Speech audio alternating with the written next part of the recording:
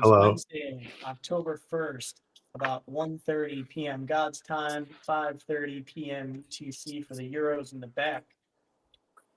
What's up? What's up? Today we just had there was a Senate hearing on taxation of Government digital. shutdown. Oh yeah, shut down. I did not watch it because I was talking to my lawn care guys, but by looking at price, I checked price, good price. Seems like things were optimistic. They essentially started a conversation of pushing for more clear-cut guidelines, rules, guidance on the cryptos and the taxation in the US. So the conversation has started. It's not just a one-way street of the government saying no. It's both parties talking, both parties sitting in the same room, having conversation. Nothing material was said today. They made some some base arguments and some simple things you could agree on, like block rewards shouldn't be taxed until sold. Some simple stuff like that was brought up, but nothing. So it's not income No, anymore. it's not zero tax yet, like everybody wanted to hear today. But it was getting the conversation started. Nice. Well, I told you the funny thing is the zero tax thing was a meme that Carbon Base Yeah. started, and then like actual like news outlets and journalists started picking it up and reporting on it as if it were true. And then I don't know which Trump like acknowledged it, but someone acknowledged that like that it was on the table or something like a year ago. So it's just funny which I think it should be, right? I think it should be taxed as regular income. Bitcoin and Ethereum are money. Solana is money. Like, if the whole like basis, whether or not that's what else it can be used for, Bitcoin was created as a peer-to-peer cash system. So why we're being taxed on it as though it's a home, like it's a house that we're selling, doesn't make much sense to me.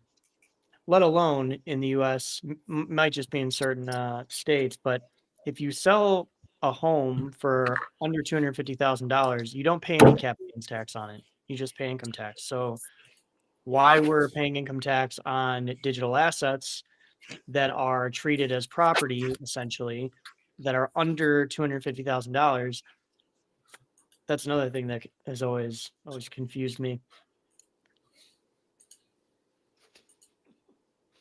Logic. It's my logic. Is this thing broken? It's saying Is this thing there's on? yes, saying there's 0 viewers. Do You see something, that? Benton. Dude, What else is going that's on? like Gainsey. Remember, he was like, "We have 0 viewers. Please help." He had 40 the other day, and he was like, I joined. He was like, please double my viewers. We need to double this before I start getting into stuff. I bet they fucking changed something about the algorithm again. So Let I me see. joined. And then they're gonna say it's working One. as intended. Marty, you were a California guy in the past. I can now see why you wanted to get out of there after fucking Thread Guy's little thread and rant. 50-something% on taxes is insane. I can't imagine living in Burgerland in a place there where you give away over 50% of your money if you're a high wage earner. Like that doesn't happen in 90% of the country. My understanding is it's at the highest bracket. It is if So you make over $1 million. no, 450. I think it's No, 450. it's 500. I think it's 500K plus. Yeah. So, but that's that bracket, right? So anything over 500 is 52 total.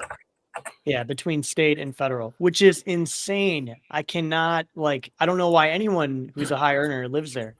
I mean, obviously there's ways around it, right? Like everyone was telling him all the stupid things that he should be doing if he's making that much money.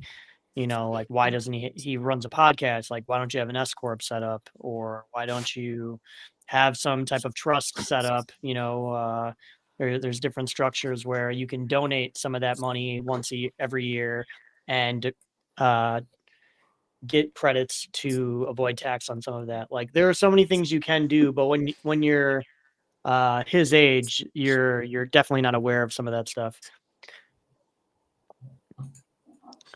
Well, I think the problem is income.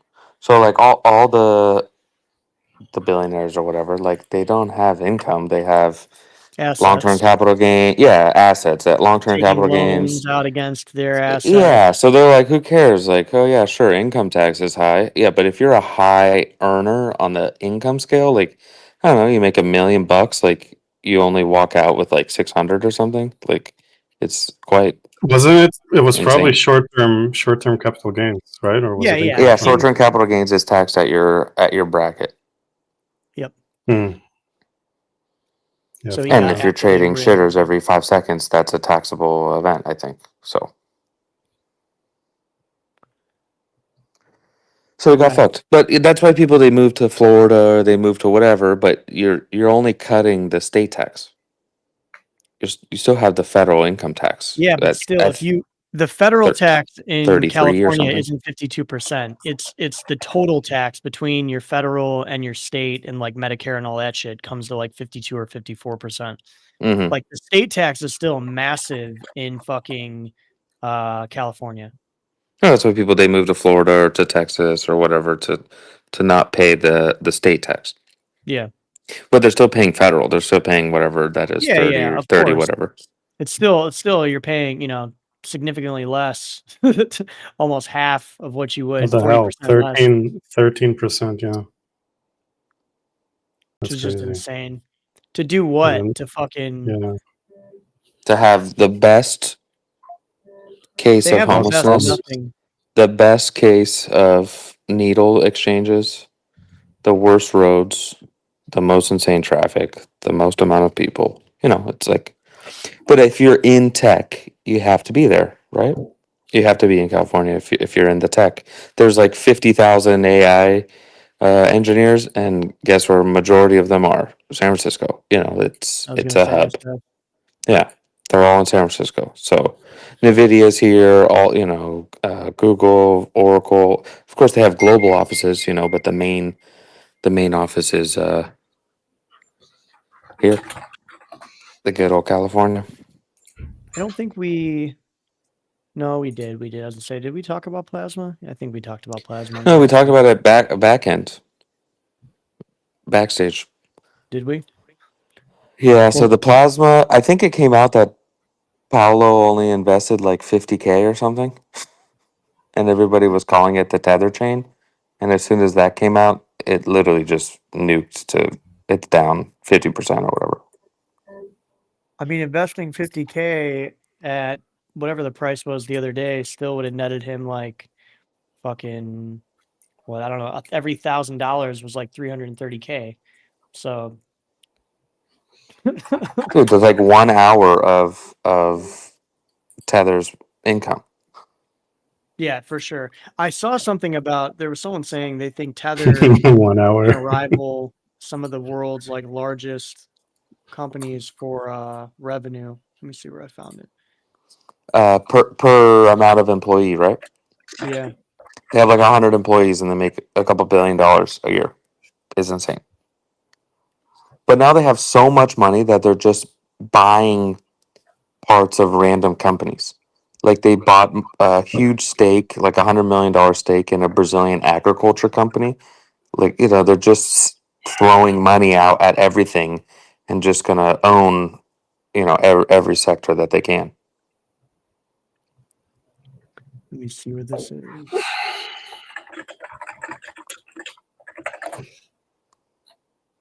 I think we got nerfed because of the word digital assets. The words digital assets. No. No, no, no. No way. Anything is possible. The Every day algo's is a new working as day. intended. Every day is a new day I to think it wasn't completely just revamp that the it algo. wasn't just that he only invested 50,000. I think it's the other raise that they're aiming to do. So it's like they're all over the place, right? Like they just launched, Plasma. Then you've got him involved with Stable, and Tether's looking to raise 20 billion at a 500 bill valuation with SoftBank and Arkin talks, which is pretty crazy. I know Kraken just closed a pretty big round. They raised 500 million at 15 bill valuation. Jesus Christ. Yeah. Yeah, but we're like, oh yeah, that's like a lot of money, and then you go look at Nvidia just hit 4.5 trillion with a T. You're like, okay, what's 15 billion? Enough to retire? No, It says, it's definitely not enough to retire. says the Think you most need- profitable in net profit company is Saudi Aramco. And then it's Apple. The oil and gas company out of Yeah, and then Saudi it's Arabia. Apple. Yeah. So with this meeting that happened today, I saw another thing that they're prioritizing working with the CFTC for joint rulemaking and creating their kind of task force. Did you hear them talk about that at all? No, I wasn't really watching. I just caught the highlights, the highlight reel. It wasn't that long. It was like less than an hour. Like Yeah. by the time they started talking, it was like 30, 40 minutes. No, they're finally having conversation, positive, movement in the right direction about how to tax this in general. So like, sure, if it's in your brokerage, it's just a stock, it's just a security. This is super easy. But like, okay, if you have Well, they hot already said wallets, it's cold not a wallets, security, right? So like I think that's where there's some conflict. Like oh, commodity security, yeah, depends on what you're trading, right? But if you're trading derivatives, okay, derivatives on commodities, okay, derivatives on different securities. They just need to come out with like clear cut rules and just let people follow the rules. It seems like very simple, and they're trying to overcomplicate it. Or the Securities Act was in the early 1900s, so they still follow a lot of that, and it's like, After the why don't we update it? after the Great Depression, right? Because of the crash back then, right? Yeah, and to protect investors. Sure, we Yeah. start sounding like Yeah. Gary. Sure, that's his whole thing is protecting investors. Okay, sure, then come out with the clear cut rules, guidance, tax guidelines, and let people play in the arena. I need to In be the, protected from Gigi, the Trench Warrior of the Year, and Professor Satoshi, the KOL of the Year. I saw that he won the award KOL of the year. Last time he won, we just like blasted off, and he Did won you against see the? Shiro yesterday. Did you see how people were laughing at the coins he shilled, and one of them was Jizzlord, and they started buying it up. 'Cause Jesus, all the coins looked like just complete pump and dumps that just went straight to zero. One of them was Jizzlord. Jesus. They started buying Ask it up. me again for you to pump Ethereum. I was playing The around best today. KOL ever, who brought you gems such as Jizzlord and etc. What conference is it now? It's Singapore, so now we're back in conference season. I'm surprised that we're up. Actually, usually it starts nuking into conference Well, season. it's token 2049, which is like the end of conference season. I think there's SmartCon. DevCon, I think. There's SmartCon, like with Chainlink, and then there's DevCon in trying to think where it's at in In Buenos Aires Argentina, somewhere. somebody Yeah. was like, "There's something in Argentina. Are you coming?" Yeah. I've been being asked to go to that. I'm not sure if I'm gonna go though. And I don't know if there's anything else besides that yet. When is ETH Denver in like March or some shit? February, March. Yeah, I think SmartCon that's is until later next this year. year. It's in November. Yeah, DevCon is in November, I believe. That's the one in like Bogota or No, I think it's in Argentina. I think it's in Buenos Aires. Oh, Buenos Aires. That's where it is. I knew it was somewhere with a B. I knew it was a Yeah. Spanish country with a B. Well, they speak Spanish. Um, no, Buenos Aires is cool. It's full of gringos speaking English. So for anybody going, they should feel quite comfortable, especially if they're from Europe, because it's like a mini Europe. They have the little coffee shops. They speak Spanish. All the buildings look familiar. You know, all the old school architecture. Food's good. It's not necessarily cheap. It was cheap, but it's not cheap anymore. It was like Hmm. super cheap, and now it's at par at European country level. You're gonna probably see tweets. Oh, I went to Buenos Aires and it wasn't cheap. I'm telling you now, it's not fucking cheap, not anymore. What And happened? That's bring crazy cash, for Argentina. bring physical money, real money. I thought Argentina is broke. Argentina's fucked, dude. Like they got their inflation from 1,000% to 100%, but then 100% is still terrible. But then the cost of goods just and services and restaurants and all that just skyrocketed. Like you used to be able to go not even that long ago, like 3-4 years ago, steak dinner, the best steak you ever had, you know, a bottle of wine, and you're like, oh, that was like $12 for two people. And now it's like 80, 90, $100. Like you're gonna just spend European prices, you know, high end prices. Um, Coffee is still cheap, snacks are cheap, but like restaurants and stuff are not cheap anymore. More than Brazil. It's way more than Brazil. It's by far. Yeah. That's In the crazy. past like 2 years, it's gone up crazy. And now they've started to accept like credit cards more to try to get people to come there, but the fee and the currency conversion is totally screwed compared to the cash rate.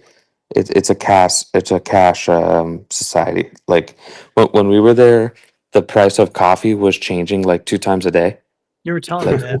yeah, like Yeah, they changed there's no prices on menus when we were I'm not sure. I can ask my buddies if anybody's going, reach out and I can hook you up with some good people out there. But they were all saying like, oh, it's stupid expensive, but it's a cash society. Like bring $100 bills or bring your physical euros, because you're going to get a way better rate. You're going to be able to it goes way further than swiping your card.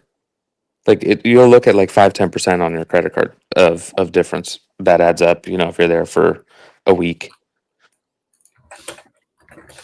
Dude, I bought a suitcase and they brought out a fucking money counter. So it was like $300 and it was like, I don't know, hundreds of thousands of pesos at the time. nice. That's how I felt in Vietnam when I went like over a decade ago. Bowling. Yeah, but now it's not cheap. Like now you're like, oh, that was, $20 or $50. That's not cheap anymore. Where it used to be super cheap. If you leave the city, it's still cheap. I think every dollar was like 210, maybe. Let me look. Let me get the conversion. Peso or Vietnam? No, Vietnam, the dong. The dong. Dude, the peso was like $1 to 1,000 at one point. 1,000 Argentine All right, so pesos. it was 21. It was actually 21,000. So I was wrong. $1 was Jesus. 21,000 back then. It's 26,000 now. 26,400 per dollar. But what does 26,000 get you? You can get a couple coffees, like 2 coffees, espressos. No, things are cheap. Like, I mean, your coffee is like maybe 10 to 15 cents, like, depending on where you're at. You can get sandwiches for under $1. Like you could like eat for a day on under $10, like 3 Yeah. meals. Mm-hmm. And hotels at the time, if you were spending $30-$40 a night at a hotel, your hotel had like marble floors, marble bathroom, Oh like yeah, you were the high living. end hotels were well, I mean, I'll say like the middle high end hotels, not your 5 stars, but just the nicer hotels that you'd find on the street and stuff were no more than $40 a night. Mm-hmm. Can't even get a freaking Motel 6 for $100, dude. Yeah, it's crazy. Like there was one place we stayed at that was right on the beach in this one city, in like their downtown area, not in Hanoi or Saigon, but we were near the coast, and right on the beach. Everything inside was marble. rooftop pool that we had access to overlooking the water, club, across the street, bars across the street, and I think it was like $38 a night. Jesus. Yeah. They like Russians over there, right? What's that?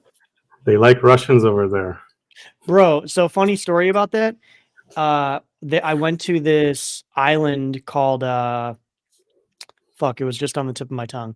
But I'll think of it. But it's an island that was an amusement park, a like aquarium, um arcade, like you name it. It was just like an all-in-one thing at this island. And to get there, it's actually right across from the coast we stayed on, this hotel I'm talking about. So you take like a tram essentially, or like a ski lift type thing, right? You're in these like, it's not exposed, you're fully locked in. A gondola, Gondola, there we go. tram. Take a gondola a mile across the water from the coast, a mile out to the island, and you're going over the ocean the whole time. It's fucking absolutely insane. And when we got on there, every sign had 3 languages on it: Vietnamese, English, and Russian, because all of the like, that's where Mhm. Russians, I guess, go to vacation. They go to Vietnam quite a bit. So enough to make all the signage include that in it. Yeah, they So they yeah, say thank Russians you love for the Vietnam. help. Maybe not in Saigon. I don't know. Maybe it's different in the north. In northern Vietnam, yeah, this was in the south, where this was Yeah, at. I don't know how differently they view it now. They like the It's beach, not the much different. Russians. Like in the north from the south, you can tell in like the architecture and kind of like, I guess, the way people, like the stature of people. It seems like southern Vietnam is not as, I don't know, more country, I guess you could say. Like if you look at Mhm. it from like American, as like an American term, the South seems much more country and lax, whereas the North tries to seem more put together and like proper. Um, but like you don't really notice it outside of like being in the capitals, right? Like if you're in the Southern capital, it reminds me of like Saigon reminded me of New York. And when I was in Hanoi, I wouldn't say it reminded me of like Chicago, but it was definitely a much cleaner um city capital than the South. Interesting. There's like a lot of school kids, like college age kids walking around and like uh trying to interview like foreigners because they were working on stuff for school and doing like reports and stuff. Um and It's ridiculous. the streets and parks were generally cleaner. Whereas when I was in the South, it's like a lot of in Saigon, it's a lot of high rises, um, very busy on foot traffic and on the road. A lot of the streets were pretty dirty. It just reminded me of being in New York. There's scaffolding. There's homeless people. It's fucking 100%, like 100%. rats. Smells like Yeah, garbage. yeah, yeah, yeah. Yeah, and like people tell me now it's a lot different. Like I haven't been there for fucking, like over 10 years. And Hmm. they said a lot's changed since then. And Saigon's now like quite the tech hub. But when I was there, it seemed like there was a lot of nightlife there. There were a lot of restaurants. There are different districts. So one person was like, yeah, it was probably the district you were in that like made it seem that way. But either way, like, I mean, I went to a few of the different districts in the north too. And even though you have the same clustering of like homes and like, apartments and stuff and like restaurants and buildings on the street, it overall had like a much cleaner vibe to it than being in Saigon. The funniest part of it is like, they're like a free market communist society. So when you're there, it doesn't really feel like there's like you're in a communist country until you see like, you know, the police on the corners or like in front of buildings and they have like, assault rifles on them. Or you're at a beach and you have people like lifeguards yelling at you to do something because you're like breaking a rule. and you see that there are like police there with their assault rifles in case people don't listen to them, and you're like, yeah, I should probably just do what they say so I don't like The lifeguard with an assault rifle. Are there like harsh penalties for like weed and stuff? Is that do Yeah, like they have a death Singapore. penalty for that? know when I was there, I was told like it's not something you want to get caught with, but I was traveling around with family, so it wasn't really No, I'm something I gonna do was that. like looking into too much. Yeah. Whereas in Singapore, I went there for work and I was by myself, and I looked up all the like laws about different things before I went there because I didn't want to be there and ask someone something and it like, put them off and be like, oh, this That's guy. him. Arrest I him. don't know He what's asked happening. me. That's him.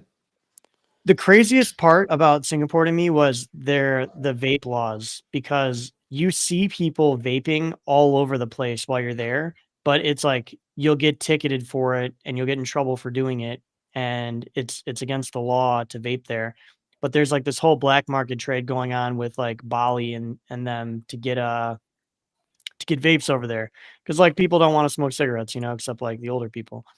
Oh, same Um, in Brazil. Flavored vapes are like illegal, and then you go to the I don't know the street with all the bars on it, and there's fucking 100 people selling, all the big vape names. They just bring it in from somewhere else. Well, I didn't know this, right? So when I went there, I had in my backpack 2 vapes, extra fucking refillable like cartridges, 2 bottles of juice with me. And I put it like, you go through security and customs, and then before you can leave the airport, you got to put your shit through like the X-ray machine to go out again. And I had my vape in my pocket. I just took it out and I put it in the bin, just like I would put my phone and everything else. And they didn't say a word to me about it, right? They So it probably wasn't thought it was till like a fucking pager or something. They don't know what that thing is. it wasn't big. It was like the little one, not the one that looks like a cigarette, but it was like the smaller ones. Hmm. And I didn't find out until later that day. I went and met with some of my friends in the industry at a restaurant. When I sat down, I took it out and I started hitting it. My one buddy looked at me like wide-eyed as shit, and he was like, "No, no, no, dude, don't do that here." I'm like, "Why?" He's like, "It's illegal. Like you could get in trouble, like a lot of trouble, especially because you're a foreigner." And I was like, "Wait, why didn't they say anything at the airport? Like, why didn't they make me throw it away? Or like, why didn't I get in trouble there? Like, I literally put it in the bin where they could have seen it. You're I like put a it bottle of was in plain view, dude. Yeah, I put it in the bin with a bottle of juice, like, that seems odd. And he's like, dude, I promise you it's illegal. Look it up. Like, you don't want to get caught. I'm like, I saw the fucking valet guys at my hotel hitting their vapes. Like, what the fuck are you talking about? So it's like, it's so weird. And so I've seen there's you always see people talking about how it's like their favorite, country in Asia to go to. But I forgot who was going off about it the other day. It's like Clem or whatever on Twitter, one of those soul guys. I totally agree with them. I think that Dubai and Singapore are like some of my least favorite places because they're so fake. Like at least if I go to Thailand, I know that it's dirty in a lot of places, and I know what the rules are, right? Like, there's no hiding like what you can do. Whereas in Singapore, it's like if you have money, you can go to certain places and you get away with a lot of stuff, and it's all behind the scenes. So it's like, you know, someone who will take you to some club that's like, hidden in some fucking abandoned uh or some rundown fucking mall on the 5th floor, and you do whatever you want there. And Yeah, not a so it's place like that interests me. so it's just like There's a bit about that where it's better if every citizen can bribe the police rather than just the politicians. for sure. So it just like I've never when I was there, everything you said I agree with. It's like it's muggy and humid as shit. Which was blowing my mind because everyone was running around in fucking like full black suits. Everyone who lived there who was walking around during the day to go to work. And I'm like, dude, it's fucking like 100 degrees out with humidity here. How are you not just fucking dying like that? I will say their train system is like top tier. They have like one of the best train systems in that I've ever used. Outside of I will give it to Euros. Euros have great train systems. When I was in France riding around, I was like, holy shit, I wish we had this in the US. Yeah. Imagine going on a trip like from east to west coast in a nice train. When I was there, like years and years ago, I went right before COVID started. I was in Lisbon for like a developer conference, like a Bitcoin dev conference. And then there was A BitConnect conference? a Bitcoin. No, just kidding.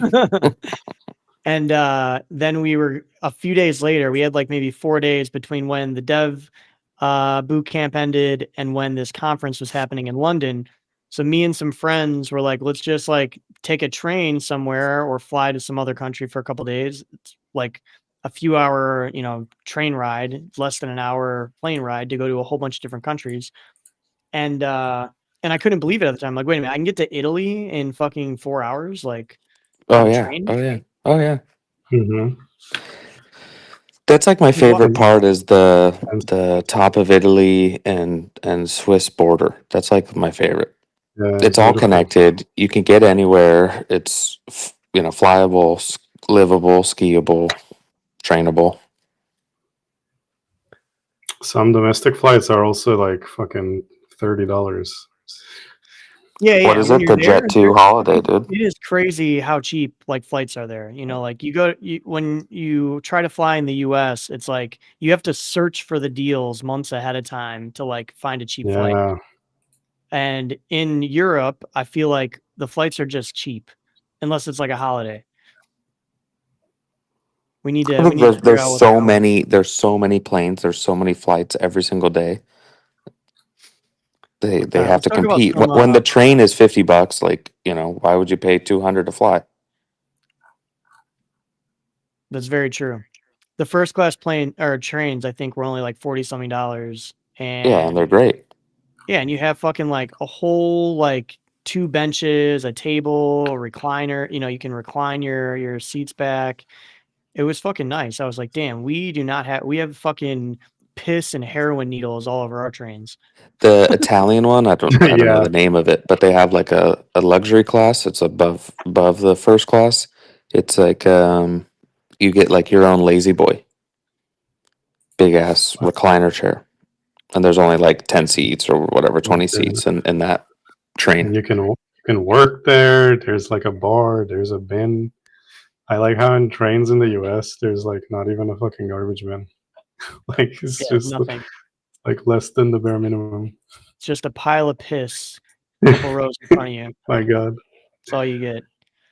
So I saw still this thing costs I wanted more. to talk about because we've talked about like companies issuing stable coins and like whether that's going to be the norm or not.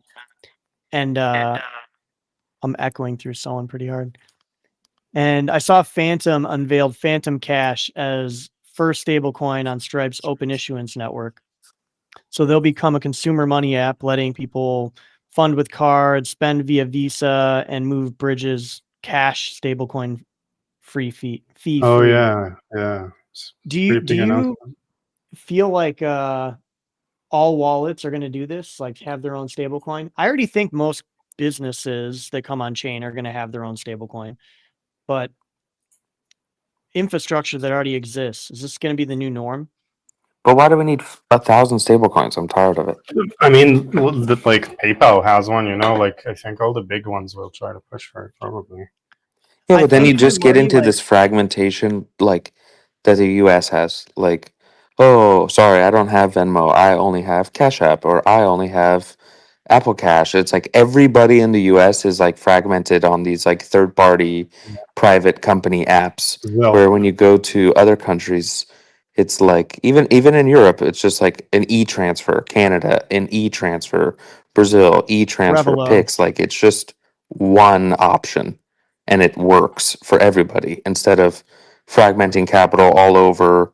The burgers, they like this a lot. I don't know why. Burgers like choice. Let's see, use Walmart USD at the checkout to get 3% off. So you sit at the register waiting to bridge over your Home Depot USD. Exactly. Like, yeah, it's dumb. But I think it's that's dumb. exactly why they'll do it, right? They'll incentivize usage of their stables. It's all about locking in capital to their ecosystem. Like, but I think it's like somewhat normal to see, because let's take like Starbucks for, and I'm not saying that it's a good thing, but I just see why there's a future where they all do shit like this. Like, you see Starbucks, for instance, where you load up your cash on your Starbucks card. Now you have Starbucks, quite literally, and you spend those bucks at only their store, any of their locations, and you get perks for it, right? So they lock you in so that you feel like, oh, I don't have enough to like a buy point it. system in crypto. Yeah, exactly, the point system.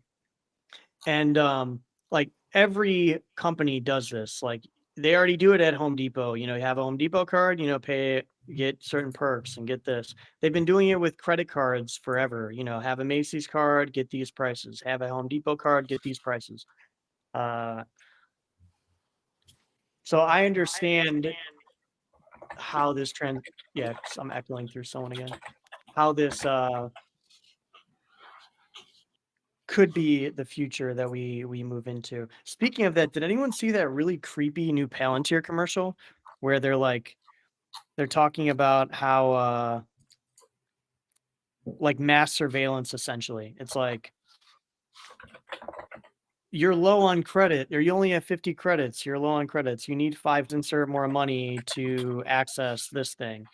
Oh, going 7 miles an hour over, or speed infraction 7 miles and over, deducting 75 credits from your account. Like, it's talking about this, like,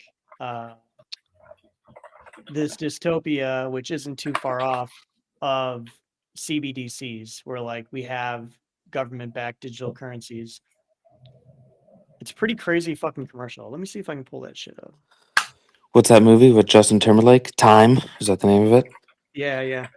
Yeah, or like that Black Mirror episode that is the same shit. Social Black credit Mirror, I think, is systems. a better comparison, where they're quite literally like, it's like a mix between CBDC future and social credit system.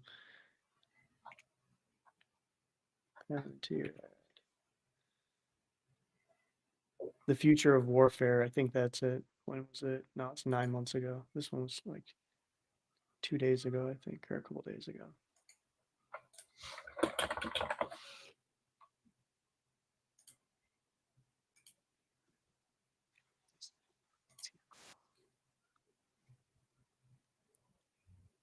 All right, check this shit out. Ad that just came out that you guys need to check out. You guys do remember who Palantir is, right? The new data integration company that's helping the Department of Defense, the IRS, the DOD, Doge, and all these, and ICE, the people's handling immigration. ICE, Check this thing baby. out, y'all. This is crazy. Good morning, citizens. Your overnight account balances have been updated. Time to start a productive day. Final notice, your account balance is below 500. You need 50 credits by the end of the day to avoid automatic eviction. If you have missed work due to illness, you must provide a doctor's note to reclaim your credits. This real or AI? I haven't looked for the Any extra credits?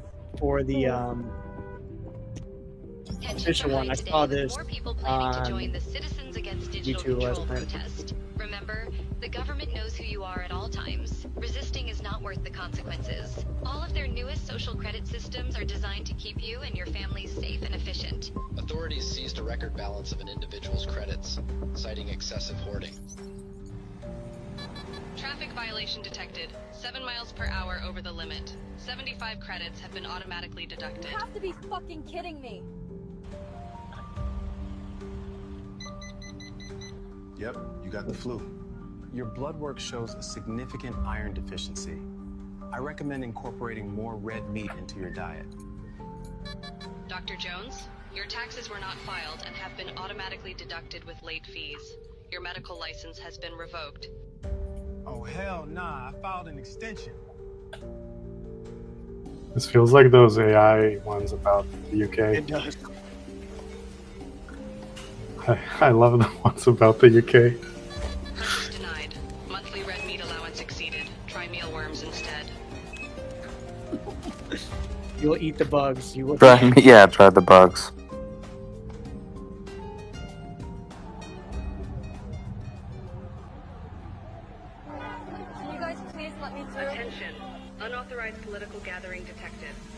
applicant's access to financial services has been suspended.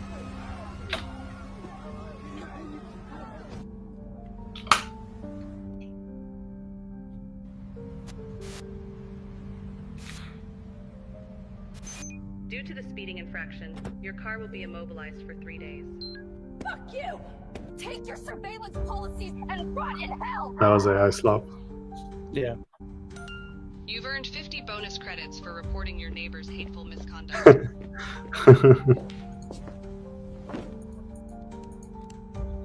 This content exceeds your current social credit tier. May we suggest citizen responsibility?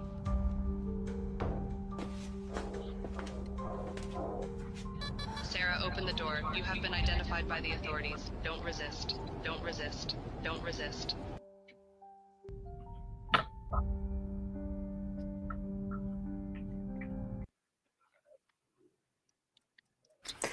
I like it.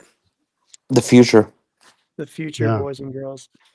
Meanwhile, This is what the people voted for. meanwhile, in Europe, they're still sitting on plastic chairs and smoking cigarettes. With water bottles with a weird cap. Taking Yeah. two Newest naps a invention. day. Getting scratched by the water bottle cap. Opening their restaurants at noon, closing them at 2 to reopen at 6 so that they can nap Yeah. after they wake up and after breakfast, then nap Yeah. after lunch before starting their dinner shift. Amazing tech. Europore's in control. They'll never conform. What else we got? Everyone's integrating into fucking Stripe and Swift, it seems, right now. We have Chainlink just integrated Swift messaging to streamline their tokenized fund workflows with UBS. Chainlink's a sleeper, man. They've been I feel like integrating into everything and getting in front of all the, I don't want to say right people, but all of the big players like across the globe. I'm trying to think who we met. We met with someone from some government a couple of years ago when we were at SmartCon. They wanted to talk to us about like on-chain derivatives and stuff. Might have been from China, to be honest. We had like one of their a translator with them, like translating everything. It's kind of crazy. We got one last thing before we log off. I know that Denton, we talk about Pendle often. Did you see that they had some major break happen after some guy, well, some Oh yeah, what happened? lone individual began minting PT and YT token swaps? Well, I didn't see that. I saw the tweet that they like weren't hacked, but some individual was able to do something. I didn't get the Yeah, full it's 'cause story. they're trying to like downplay it. Let's see. Let me Was that find the some- thing about the contract where he didn't said who was allowed to? Yeah, some wallet had been draining and an exploiter minting principal tokens and yield tokens and then dumping them. However, the protocol has not been hacked and all funds remain. Stop popping up. Looks like it dumped Yeah. and then pumped back up. Yeah, some amount of PT and YT tokens were being swapped for ETH, though it may have stemmed from a false flag operation involving a potent Pendle hack. Situation was still developing as of later on Monday and will be updated as we learn more. I haven't seen anything new about it. The move comes shortly ahead of Pendle. Price barely affected. Well, it's because they pretty much like, were on Yeah. damage control and downgraded it quite a bit. Yeah. According to Certic, god damn, why would anyone ask Certic anything? Pendle experienced a sharp decline to 413 before recovering following an official statement that no security breach occurred. Pendle's only down about 5% on the day. This is on Monday, so they're probably back up. According to the price data I saw, they're up 8% today, so they're back. They're good. I've been wondering. I gotta bring this up. I've been wondering what happened to Mr. Shaw, the founder of Eliza Labs, because I don't know if he rage quit and deleted his Twitter or like what shortly after our little stint. But they are migrating from experimental AI 16Z token to Eliza OS for AI agent platform. They opened a migration portal for the native token of its AI agent platform from AI 16Z to Eliza OS. The platform was previously rebranded from AI 16Z at the request of venture firm A16Z and name confusion. with the token now following suit. So they had to rebrand. So if you are wondering what happened to AI16Z, it is now officially Eliza OS. I don't know if they got a cease and desist or they were just kindly talked behind closed doors about changing it, but they are still here. All right, fellas, gotta jump. Yep. I will see you on Friday. Friday.